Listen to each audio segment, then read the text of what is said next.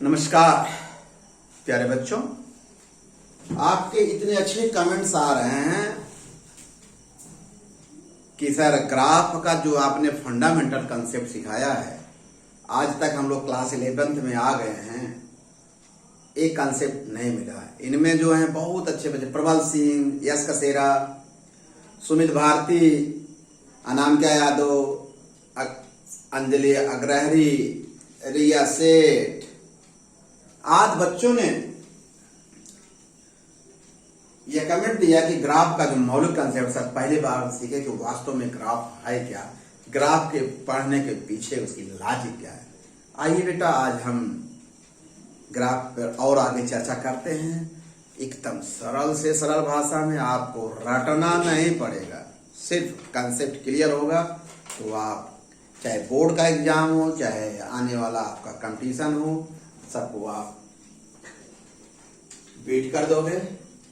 आज का जो लेक्चर हमारा 23 है, सरल रेखी गति का ग्राफी निरूपण है।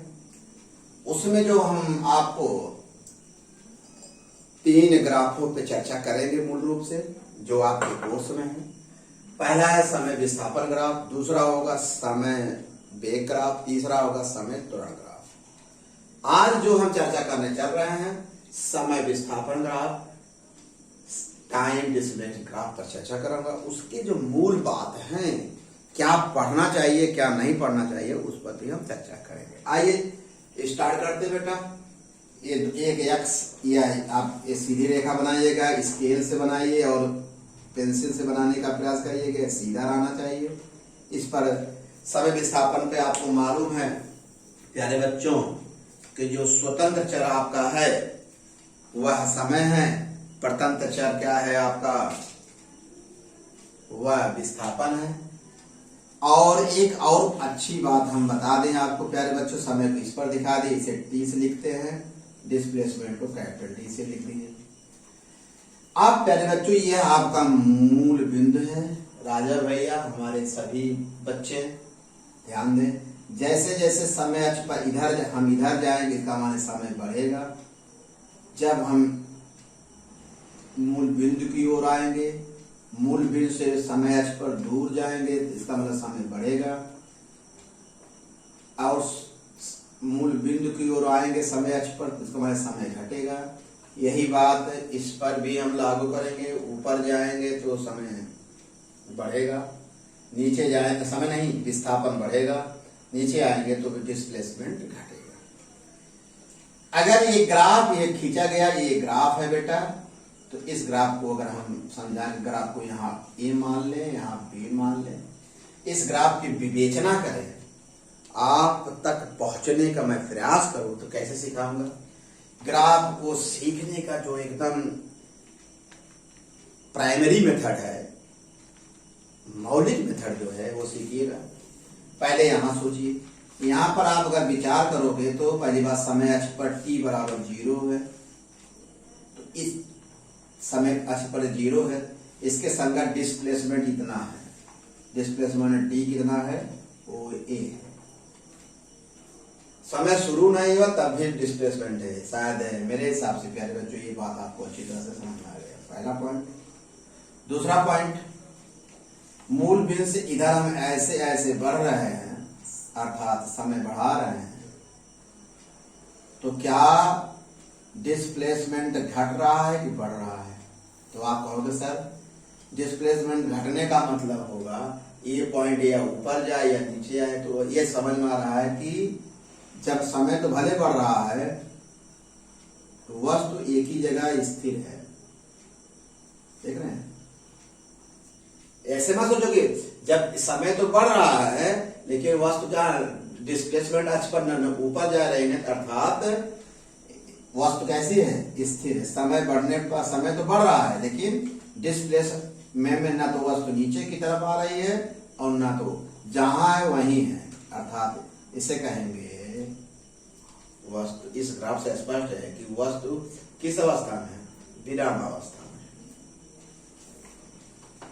कुछ लोगों को समझ नहीं आ रहा भाई, विस्थापन अक्ष में ऊपर नीचे जाएंगे तब पता चलेगा समय घट रहा है कि बढ़ रहा है, विस्थापन घट रहा है कि बढ़ रहा है। और समय तो देखो इसकी इधर जैसे चल रहा है तो समय बढ़ रहा है। अच्छी बात है। इसका मतलब इस ग्राफ से स्पष्ट है कि इस ग्राफ में वस्तु किस अवस्था में है, विराम की अवस्था में, रेस्ट पोजीशन। जरा इस ग्राफ के बारे में सोचिए, अभी आगे और क्लियर हो जाएगा। यहाँ इस ग्राफ के बारे में सोचिए, अगर हम यहाँ ए और यहाँ बी लिख दें तो आप देख रहे हैं समय तो नहीं बढ़ रहा है, स्थिर है। ये डिस्प्लेसमेंट क्या हो रहा है, बढ़ रहा है।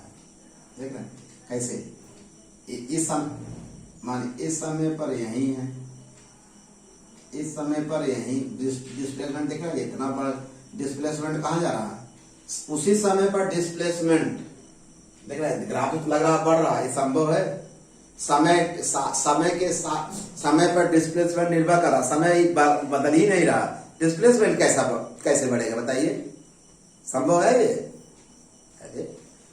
ग्राफ भले खींच दीजिए, क्या वास्तव में उसकी फिजिक्स संभव है?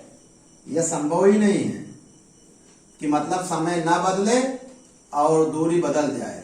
ये ग्राफ संभव नहीं, खींचने के लिए खींच दिए गए, इसका कोई भौतिक महत्व नहीं है। नहीं समझ कि आप कैसा डिस्प्लेसमेंट, अरे समय तो समय के साथ है डिस्प्लेसमेंट होना बढ़ता है ना। अच्छी बात है, डिस्प्लेसमेंट, अब समय ना बढ़े डिस्प्लेसमेंट कैसे बढ़ जाएगा? आप यही, आपका समय यही रहे और आप कहें कि डिस्प्लेसमेंट बढ़े, संभव ही नहीं है। अच्छी बात, ये ग्राफ संभव नहीं है, ऐसा संभव नहीं होगा फिजिकल लाइफ में। जरा इस ग्राफ के बारे में सोचिएगा। इस ग्राफ में मान लीजिए हम यहाँ एक बहुत सारे ग्राफ हम बताएंगे, लेकिन अभी आपको जो सिखाना है वैसे सिखा रहे हैं। यहाँ जरा देखिएगा, बहुत आनंद आएगा। यहाँ पर आइए बेटा, इस ग्राफ के बारे में सीखिए जरा। यहाँ समय 0 है तो डिस्प्लेसमेंट भी 0 है।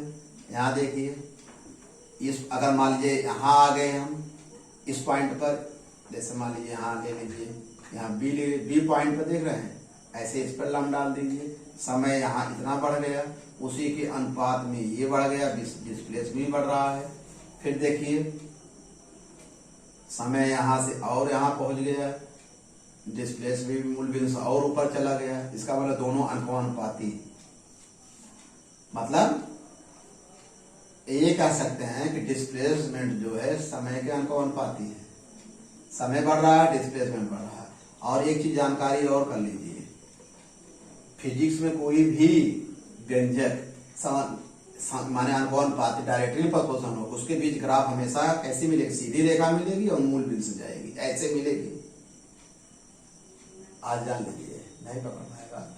अगर कोई भौतिक राशि है, दो चर हैं भौतिक राशि, उनका संबंध एक दूसरे के अनुपाती हो, समझ रहे हैं क्या मतलब होगा? इसका मतलब होगा उनके बीच यहाँ पर इस दशा में, जब इस दशा में जो ग्राफ हम खींचेंगे, जानते क्या होगा? इस दशा में जो ग्राफ होगा वो सीधी रेखा होगा, सदैव मूल बिंदु से जाएगा। इस बात को आज जान लीजिए, अनुपाती में ग्राफ सीधी रेखा होगा और मूल बिंदु से जाएगा। जरा जल्दी से, बहुत जल्दी से इसको हम आपको समझाते हैं।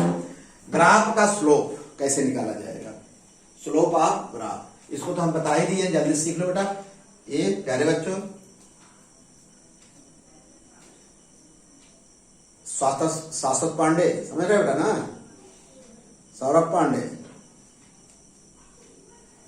अमन विश्वकर्मा, अमन मौर्य और बच्चे समझ रहे हैं सब लोग। देखो इससे 2 पॉइंट आप ले लीजिए। इस पॉइंट पर आप बताए थे कि इसके समय संबंध एक हिंदी, एक कोण थीटा हो गया। इसके यहाँ से लंब डालेंगे टाइम t1 होगा, इस Q से जब लंब डालेंगे t2, जब P से डिस्प्लेसमेंट पर लंब डालेंगे तो S1, इस पर डालेंगे तो समझिए प्यारे बच्चों। इधर देखिएगा, slope of graph equal time theta QR बटा RP होगा, तो QR निकाल लो, QR ये है, QR RP कैसे निकलेगा? पूरे में से S1 घटा दो, यहां से लेकर यहां तक S2 है, ये घटा दो, ये आ गया, ये आ गया, T2 माइनस T1 कर दो, ये आ गया।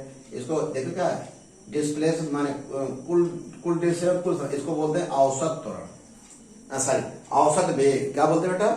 औसत वेग। इसका मतलब समय और विस्थापन ग्राफ का ढाल निकालोगे तो क्या प्राप्त होता है? वेग प्राप्त होता है। क्या प्राप्त होता है बेटा? वेग। क्लियर कट हो गया? जल्दी से पहले बच्चों, समय विस्थापन में जो कर्व का ढाल होगा उससे क्या प्राप्त होगा? वेग प्राप्त होगा, आज के बाद औसत वेग प्राप्त होगा बराबर tan थीटा होगा।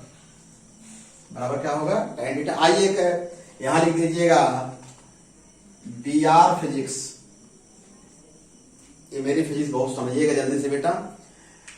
अब हम थीटा 0, 30, 45, 60, 90, इसका माने tan थीटा वेग के बराबर है। स्लोप क्या है? tan थीटा मान झुकाव, tan थीटा वेग के बराबर है। tan 30 का मान, अब हम tan 30 ये सब वेग बताएगा ना, क्या बताएगा? वेग।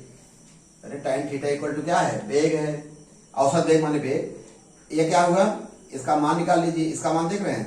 tan जैसे जैसे कोण बढ़ेगा tan थीटा का मान बढ़ेगा, अर्थात वेग का मान बढ़ेगा। अर्थात एक्स अक्ष के साथ झुकाव बढ़ने से क्या होगा?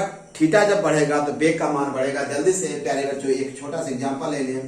तो अगर ऐसे देख लिया जाए, ऐसे, या अगर यहाँ टाइम दिखा दे तो ये क्या दिखाने? डिस्प्लेसमेंट। ये इसके भी जो स्लोप होगा वेग के बराबर होगा। ये ग्राफ ए होगा, ये ग्राफ बी होगा। तो कहेंगे दो वस्तुएं हैं, किस ए का वेग अधिक है, बी का, तो आप इसका स्लोप देख लो। ये कोण, जिसका कोण बड़ा होगा उसका tan थीटा बड़ा होगा, वेग बड़ा होगा। किसका थीटा बड़ा होगा? बी का थीटा बड़ा है माने tan थीटा बड़ा होगा तो tan थीटा का मान बड़ा होगा। tan थीटा बराबर होता है औसत वेग, तो उसका वेग भी बड़ा होगा। अर्थात वस्तु बी की जो चाल वेग होगा या चाल होगी, स्पीड जो होगी अधिक होगी, वेग अधिक होगा। अब इसका यक्ष समय के साथ जो ग्राफ थीटा है छोटा है, थीटा छोटा होगा, tan थीटा छोटा होगा। ये अपने आप में BR फिजिक्स सीख लीजिए। विराम फिजिक्स अगर सीख गए तो ये इस तरह की कहीं भी मैथमेटिकल एनालिसिस आपको नहीं मिलेगा कि tan थीटा जो होगा, लेकिन किस स्लोप, किस ग्राफ में? समय विस्थापन। हर ग्राफ पे लागू बात है नहीं होगी। समय विस्थापन ग्राफ में tan थीटा स्लोप होगा, थीटा अधिक होगा तो कोण अधिक होगा, कोण थीटा अधिक होगा तो कोण अधिक, tan थीटा अधिक होगा, tan थीटा अधिक होगा तो वेग अधिक होगा। ये होता है कंडीशन में। ग्राफ देखो तुरंत बता दो, तुरंत बता दो। लेकिन टाइम यहाँ डिस्प्लेसमेंट है, तुरंत बता दो।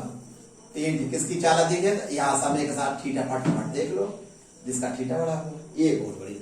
ओके बेटा, ये आप अपने आप में सीख गए, बहुत अच्छा लगा प्यारे बच्चों। ये आप में अभी और आगे से चर्चा करेंगे। ओके बेटा, धन्यवाद।